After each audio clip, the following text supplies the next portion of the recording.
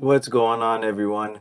Now that the Raptors have made it into the playoffs and don't have to fight for a play-in seed, we'll take a look at who are the better matchups in the first round for the Raptors, what is more favorable, and I'm looking at three teams in specific here. We're looking at the Celtics, the Bucks, and the 76ers, as well as looking at our own lineup and seeing where we can exploit some matchups and what our weaknesses might be throughout the first round of the playoffs. Now, before I continue, if you have been watching this video and you're subscribed, thanks a lot for the support. If you are not subscribed, please consider hitting that subscribe button and supporting this channel so it can grow.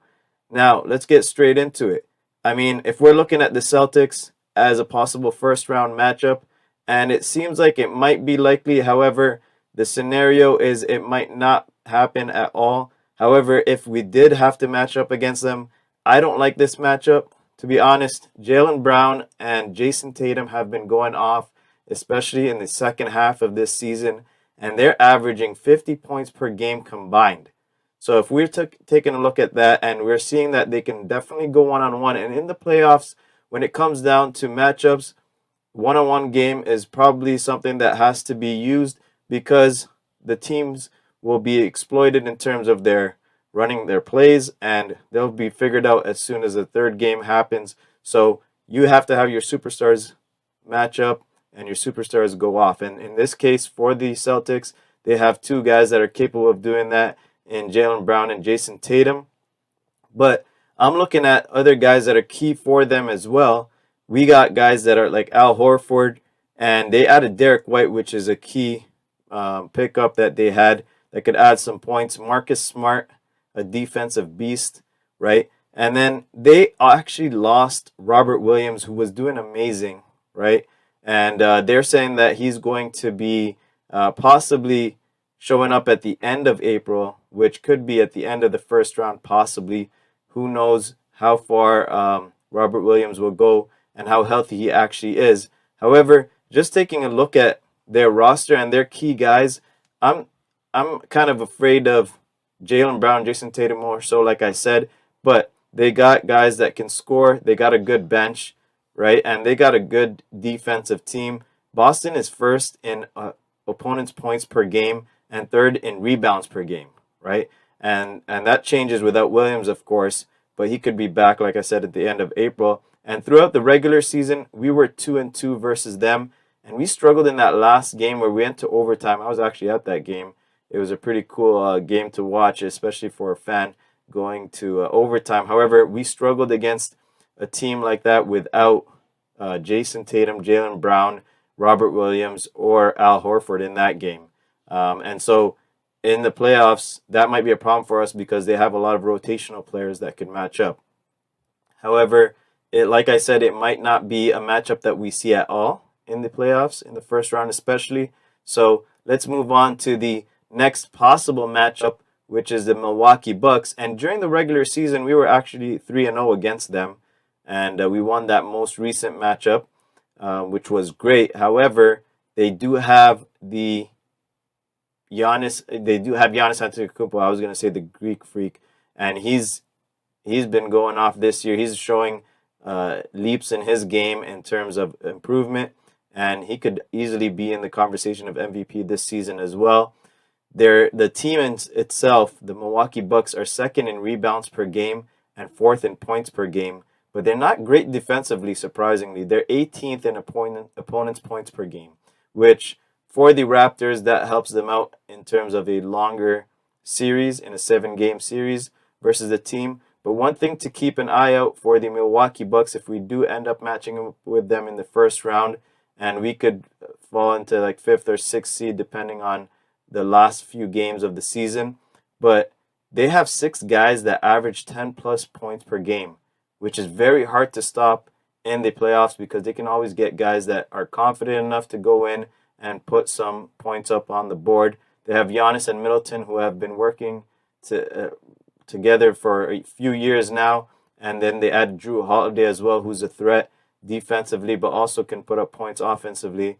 They have playoff experience. They've won a championship. So it could come down to who is the better coach team. And I mean, with Nick Nurse, he's always has tricks. He always has tricks up his sleeve, so you can count on him to kind of figure out the lineups and figure out matchups. But they got a lot of guys that can score for them, for the Bucks, and so we got to keep an eye out on them if we ever have to face up against them in the first round or subsequently maybe in the next rounds in the playoffs. Now the last team, and this is the team that we would love to play in the playoffs, it's the 76ers, believe it or not. A team that has a possible MVP candidate and a former MVP on the team, and we're looking at it as this is probably our best matchup. And the reason why we say that is, first of all, we were 3-1 in the regular season against them. That was our record in the regular season. But they also lost a lot of shooting around them when they gave up Curry and a few other guys, and they got Harden in return, right? So besides the Embiid and Harden, and if they don't go off individually every single night, then it could be tough for the 76ers to beat us because we got multiple guys that can defend and double team. And Embiid has been saying this ever since he's been playing us for the season that we won the championship, the 2019 season. He's hated playing against us because we double team and we have length and size that could possibly bother him in the paint and then just making it difficult for him to pass out of the double team. Besides those two, though, they lost out on shooting, like I said. But Maxey, surprisingly, Tyrese Maxey, is shooting at 41%. He's shooting the three at 41%, and they have Niang and Green above 35%. So they still do have some shooting, but they will struggle if those guys don't produce, right? Surprisingly, a bad rebounding team. They're 29th in the league, something the Raptors are good at, which is offensive rebounding, and we might be killing them on the boards if that's the case, if we match up against them. And that could come down to literally that statistic, how many rebounds we get versus them, and if we can continuously out-rebound them, right? And so we have guys like Siakam, OG, Van Vliet with playoff experience, right? We have Coach Nurse, obviously, was with us in that championship run. So we have playoff experience. We can maneuver our lineups. We've seen that Precious Achiuwa has been stepping up in terms of shooting the three. We're getting Malachi Flynn back.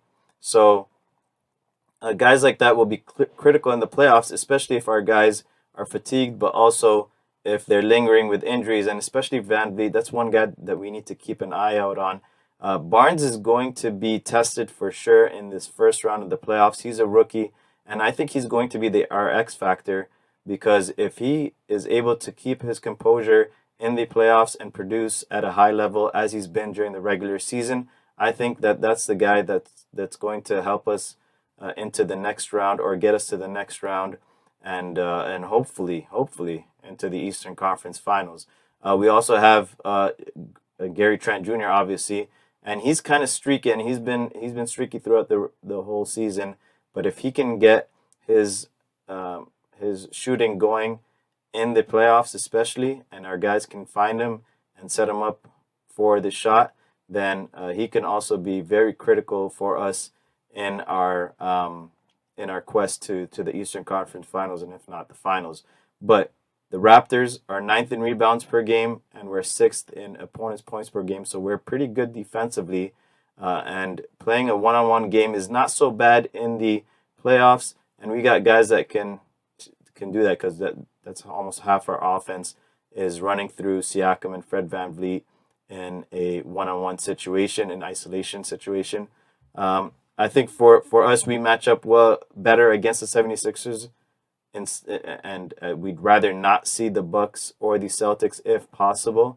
Even though we've had a decent record against the Bucks, I would still not bet against Giannis in that sense. He is still a beast, and he can expose us, and maybe coaching is going to be the more critical part that we need to focus on.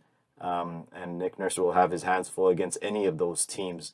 If you guys agree with that kind of breakdown or analysis, please let me know in the comments below.